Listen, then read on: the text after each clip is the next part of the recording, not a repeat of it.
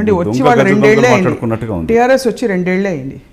2 సంవత్సరాల్లో అప్పుడే మీకు జరిగిన అవినీతి 60 సంవత్సరాల్లో ఎంత అవినీతి జరుగుంటుంది? మీ హయాం ఎంత కొనసాగింది అసలు? ఈ 2 సంవత్సరాల్లో టీఆర్ఎస్ పార్టీ సర్పంచ్ నుంచి ఎంపీ ఎమ్మెల్యే మంత్రులను ఒకసారి గమనిస్తే ఎర్ర బుర్రగా ఎట్లా అయినారు వాళ్ళు. కొత్త కొత్త కార్లు, మంచి ఫుడ్ తీసుకుంటున్నారేమో, ఎక్సర్సైజ్ చేస్తున్నారేమో, తింటా ఉంటూ ఏ విధంగా తయారైన మీరు గమనిస్తే ఉద్యమం ఎట్లుంటారు ఇప్పుడు ఎట్లా అయినా మీకు 2 సంవత్సరాలు తెలిసిపోతుంది. ఊర్లో ప్రజలు అనుకుంటారు ఇప్పుడు ఇటు వాళ్ళని చూస్తూ ఉంటే వాళ్ళ కార్యకర్తలే ఏడుస్తూ ఉన్నారు, వాళ్ళ కనబడతా ఉంది. Don't you think that's cliche that isn't it cliche that రాజకీయ నాయకులు ఎప్పుడు బాధపడుతూ లేకపోతే ఎప్పుడు రోడ్డు మీద ఎండలో తిరుగుతూ చెమటలు కారిపోతూ ఉంటేనే రాజకీయ నాయకులు అని ఉందా? Can't we have politicians shine అవుతూ ఫోటోలు తీసుకుంటూ పేపర్లో ఉంటాం? I'm just asking you. రాజకీయాలు ప్రజాసేవకు ఉండాలి. రాజకీయాలు వ్యాపారం పెంపొందించడానికి కొరకు ఉద్యమ క్రమంలో కంపెనీలు ఏర్పాటు చేసుకొని అక్కడ ఉద్యమకారులు చనిపోతూ ఉంటే వ్యాపారాలు చేసుకున్న నాయకులు ఇవాళ మంత్రులు, ఎంపీలు, ఎమ్మెల్యేలు అయినారు. ఫామ్ హౌజులు కట్టుకొని ఉంటున్నారు. అసలు ఎప్పుడు తెలుగు రాష్ట్ర చరిత్రలలో ఎప్పుడన్నా ఒక ప్రధాన ముఖ్యమంత్రి అసలు కార్యాలయానికి రాకుండా ఉన్న రోజులు ఎప్పుడు గుర్తులేవు. అట్లాంటిది ఫామ్ హౌస్లో ఉండే పరిపాలన కొనసాగిస్తూ ఇక్కడ ప్రజలు కష్టపడతా ఉంటే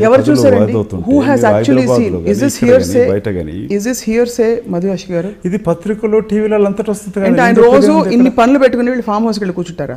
అది రోజు సెక్రటరియట్కే రావట్లేదు, ఫామ్ హౌస్లోనే ఉంటుందని చెప్పి రోజు పత్రికలు టీవీలో వార్తలు వస్తూ ఉన్నాయి కదా. వాళ్ళ కరపత్రం కూడా వస్తూ ఉంటుంది.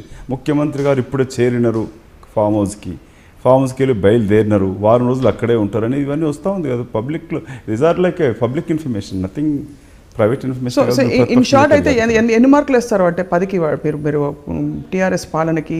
బికాస్ చాలా మీరు అసంతృప్తిగా ఉన్నారు కాబట్టి. నాట్ ఈవెన్ నేను కాదు, ప్రజలు అసంతృప్తిగా ఉన్నారు. ఇప్పుడు గమనిస్తా ఉన్నారు ప్రజలు ఎన్ని మార్కులు అంటే బికాస్ ఆదిలాబాద్ రైతు గర్జన నుంచి అడిగినారు, అక్కడ వేలాది మంది రైతులు అక్కడికి వచ్చినారు. నిన్నటి పవర్ పాయింట్ ప్రజెంటేషన్ తోటి కేసీఆర్ గారు అసెంబ్లీలో ఎంత తప్పుడు ప్రచారం చేసుకున్నారు, ఏ విధంగా తప్పుడు లెక్కలు చూపించారని నిరూపించగలిగాము. స్లోలీ ఇప్పుడు ప్రజా సంఘాలు, ఇప్పుడు తెలంగాణ ఉద్యమంలో కోదండరామ్ గారు మీరు ప్రముఖంగా పేరు విన్నారు,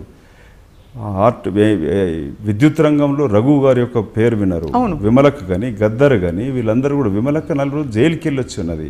ప్రజా సంఘాల నాయకులంతా ఇప్పుడు ఎక్కడున్నారు? ఇప్పుడు ప్రజాస్వామ్యంలో ప్రశ్నించడం అనేది ప్రజాస్వామ్యంలో ఉన్న హక్కు. అది ప్రశ్నించినందుకే వాళ్ళ పైన ఏ విధంగా దాడి చేస్తూ ఉన్నారు ఇవాళ. సో మీరు ఇవి గమనిస్తుంటే 2.5 సంవత్సరాల కాలంలో టీఆర్ఎస్ హయాంలో ఎంత అవినీతి జరిగింది, ప్రయాణం చేస్తారని ప్రజల మనసులో ఎందుకు రిజిస్టర్ అవ్వట్లేదు? ఎందుకంటే మీ హయాంలో Telangana was declared ultimately, but people did not recognise that. లేకపోతే మిమ్మల్ని వెనకుండి నడిపించి గెలిపించేవారు. తెలంగాణ రాష్ట్ర ఏర్పాటు సోనియా గాంధీ వల్లనే జరిగిందనేది మేము ప్రజలుగాదే కాదు కదా, టీఆర్ఎస్ పార్టీ నాయకుడు సకుటుంబ సమేతంగా వెళ్ళి వారు కాళ్ళు మొక్కి చెప్పడం జరిగినది.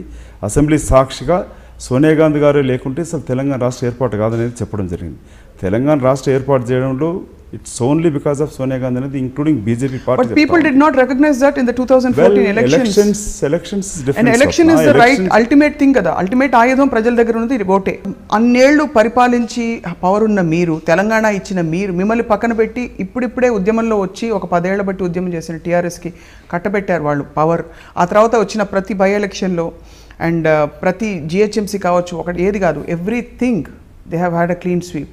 How do we explain that or understand that? How do you rationalize it when you wake up? Telangana ఉద్యమం ఉద్యోగాల కొరకి, సామాజిక న్యాయాన్ని కొరకి, ప్రజల్లో ఉన్న అసంతృప్తిని, ఆకాంక్షని, 60 సంవత్సరాల సమైక్య పాలనలో జరిగిన అన్యాయాన్ని ప్రజలు తెలంగాణ ఉద్యమంలో వ్యక్తపరచడం జరిగినది.